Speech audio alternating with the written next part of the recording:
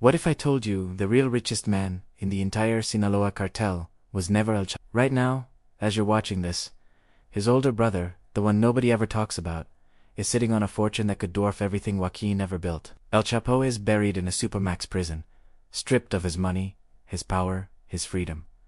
But his brother, he has never spent a single day behind bars. He has never even been photographed properly by the authorities. And deep inside Mexican and US intelligence circles, people whisper that his hidden wealth could be $10 billion or more, quietly growing, completely untouched. They call him El Guano, the ghost of the Sierra Madre.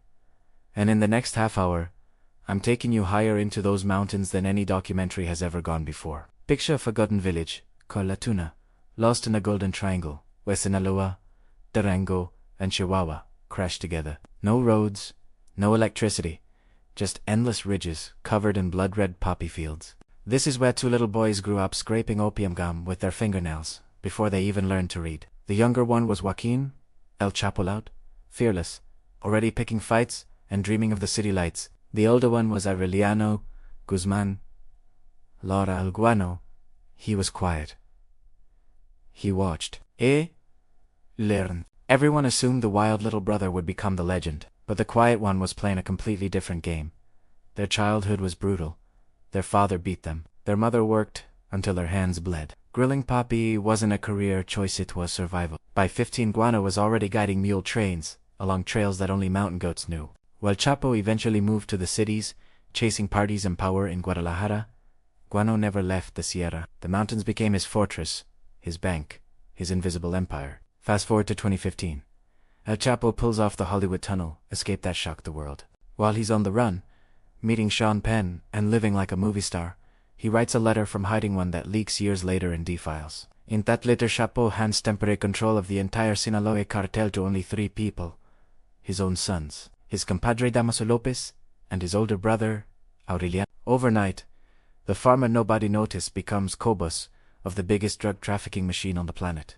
Because while Chapo loved submarines, private zoos, and golden pistols that get seized the moment he's caught, Guano built something invisible. He created his own private army inside the Cartel Gente del Guano, hundreds, maybe thousands of elite gunmen who answer only to him. He controls the heart of the Golden Triangle, taxing 30 to 40% of all the heroin that ever leaves Mexico. When the Mexican military flies in 500 soldiers with Blackhawks to raid his zone, they find empty huts. Locals spot the helicopters weeks in advance and send runners. Guano disappears like smoke.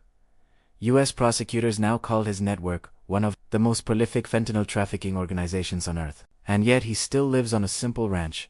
Cowboy hat, boots, cold beer on the porch, the perfect disguise for a billionaire ghost. Let's talk money, because this is where it gets insane. Forbes once put El Chapo at $1 billion before 3 arrests, before every mansion and jet was seized. Most of that fortune is gone.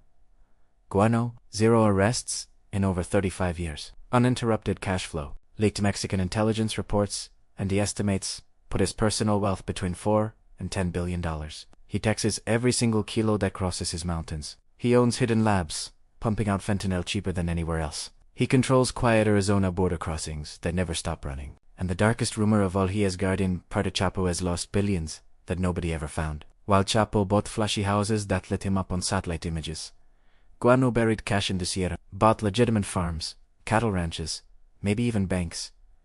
No trail, no seizure, just quiet, endless growth. But billions bring enemies. Right now, in 2025, the biggest cartel war in a decade is exploding across Sinaloa. After El Mayo Zambada was kidnapped by Chapo's sons, everything fractured. Villages are burning. Guzmán family homes have been bombed from the air. Guano didn't hide, he picked a side. He allied with Los Chapatos, and even with CJNG, the most violent group in Mexico. Against him, Armeo's loyalists, and old Beltran-Lava remnants. The fighting is medieval. Just months ago, a small plane tried to bomb the Guzmán compound and was shot out of the sky on video. Guano isn't just surviving this war. Insiders say he is positioning himself to control whatever is left. When the smoke clears, and with fentanyl cheaper and deadlier than ever, that war is pouring poison straight into American cities, faster than authorities can stop it. This is a man who bans cell phones in his inner circle. Communication happens only by human courier. Every mountain peak around his ranch has lookouts with mirrors and radios.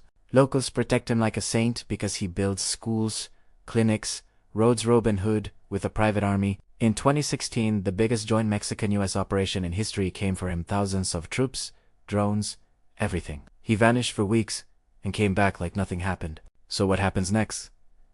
Two futures. 1. The bounties finally work, and they drag the last old-school Chapo out of the mountains in handcuffs. 2. He outlives every rival and becomes the new undisputed king of Mexican organized crime, richer, quieter, and far more dangerous than his little brother ever was. Either way, the drugs don't stop.